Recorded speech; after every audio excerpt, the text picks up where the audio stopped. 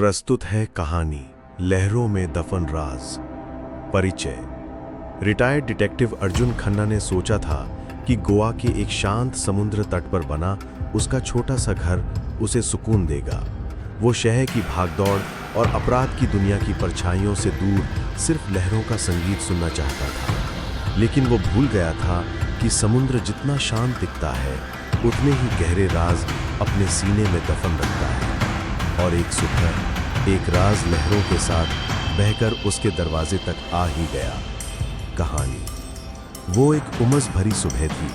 अर्जुन अपनी बालकनी में बैठकर कॉफी पी रहा था जब उसने देखा कि समुद्र तट पर, जहां आमतौर पर सिर्फ मछुआरे और कुछ सैलानी हुआ करते थे, आज पुलिस की गाड़ियां खड़ी थी। उसकी जासूसी की पुरानी आदत ने उसे वहां खींच ही लिया।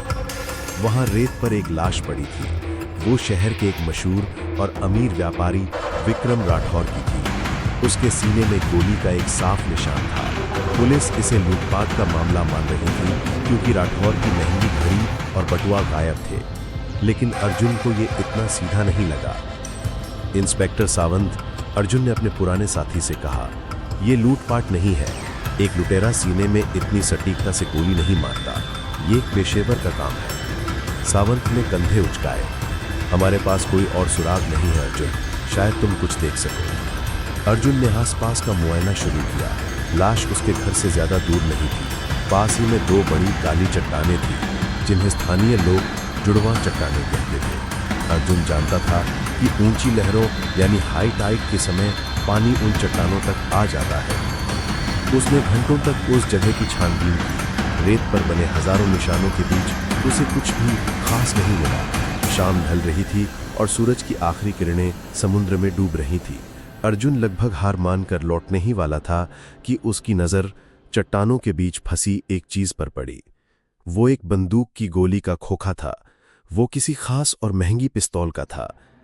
ये एक अहम सुराग है, अर्जुन बुदबुदाया। हत्या यहीं इन चट्टानों के पास हुई है। हत्यारे ने ऊंची लहरों का इंतजार किया होगा ताकि लाश और सबूत पानी के साथ बह जाए, लेकिन ये खोखा चट्टानों में फंस गया। अगले कुछ दिन अर्जुन ने विक्रम राठौर की जिंदगी के बारे में जानकारी इकट्ठा करने में बिताए। उसे पता चला कि राठौर एक बेरहम व्यापारी था जिसके कई दुश्मन थे। उसकी अपनी पत्नी रिया से भी रिश्ते अच्छे नहीं थे। उसका एक बिजनेस पार्टनर समीर देसाई भी था जिसके साथ उसका पैसों को लेकर बड़ा विवाद चल रहा था। शक के दायरे में कई लोग थे पर किसी के खिलाफ कोई सबूत नहीं था। मामला ठंडा पड़ता जा रहा था। एक हफ्ते बाद अर्जुन फिर से उन जुड़वा चट्टानों के पास टहल रहा था। वो उस अनसुलझे रहस्य के बारे में सोच रहा था, तभी उसे एक बहुत बुरी बदबू आई। उसने चट्टानों के पीछे जाकर देखा। वहां रेत में आधा दफन एक कुत्ते का सड़ा गला शव पड़ा था। वो कई दिनों से वहां था। अर्जुन को याद आया कि विक्रम राठौर के पास एक पालतू लैब्राडोर था जो उसकी हत्या के दिन से ही गायब था। बेचारा कुत्ता शायद अपने मालिक को ढूंढते हुए यहाँ तक आ गया और भूख सांस से मर गया। वो लौटने ही वाला था कि एक अजीब सी बात ने उसका ध्यान खींचा। कुत्ते के गले में एक चमड़े का पट्टा था और उस पट्टे से एक छोटी सी धातु की ट्यूब लटक रही थी। यह आमतौर पर कुत्ते के मालिक का पता रखने के लिए होती है। अर्जुन ने दस्ताने पहनकर उस ट्यूब को खोला। उसे उम्मीद थी कि अंदर एक कागज का टुकड़ा मिलेगा जिस पर कोई पता लिखा होगा, लेकिन अंदर कागज नहीं बल्कि एक छोटी कसकर मुड़ी हुई मेमोरी चिप थी। अर्जुन का दिल तेजी से धड़कने लगा। ये कोई आम खोज नहीं थी। ये एक ऐसा सुराग था जो लहरों में लगभग दफन हो चुका था।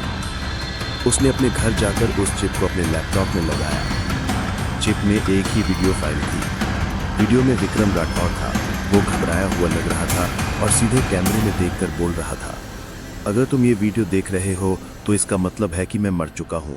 मेरा बिजनेस पार्टनर समीर देसाई एक अंतर्राष्ट्रीय हथियारों के तस्कर गिरोह के लिए काम करता है। वो मेरे बिजनेस का इस्तेमाल काले धन को सफेद करने के लिए कर रहा था। मैंने उसे मना किया तो उसने मुझे जान से मारने की धमकी दी। इस चिप में उसके सारे लेन देन के सबूत हैं। मुझे पता है कि वो मुझे आज रात मिलने के लिए बुलाएगा। मैं ये चिप अपने वफादार दोस्त शेरू के गले में छिपा रहा हूँ।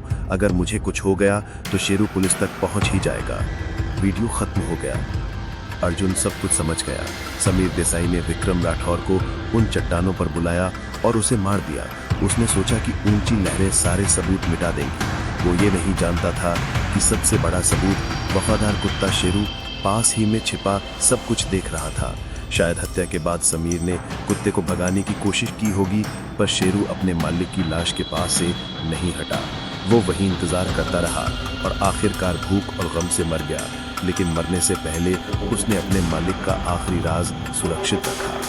अर्जुन के लिए उस मरे हुए कुत्ते की बदबू अब सच्चाई की खुशबू बन चुकी थी। उसने तुरंत इंस्पेक्टर सावंत को फोन किया। उस शाम जब समीर देसाई देश छोड़कर भागने की तैयारी कर रहा था, उसे एयरपोर्ट से गिरफ्तार कर लिया गया। उसके पास से वही खास पिस्तौल भी बरामद हुई जिसका खोखा अर्जुन को चट्टानों के बीच मिला था। उस दिन अर्जुन खन्ना ने एक बार फिर साबित कर दिया कि कोई राज हमेशा के लिए दफन नहीं रहता। कभी कभी सच्चाई लहरों पर तैरकर एक मरे हुए कुत्ते की वफादारी के सहारे किनारे तक आ ही जाती है। कहानी पसंद आए तो इसे शेयर करें, लाइक करें और सब्सक्राइब करें।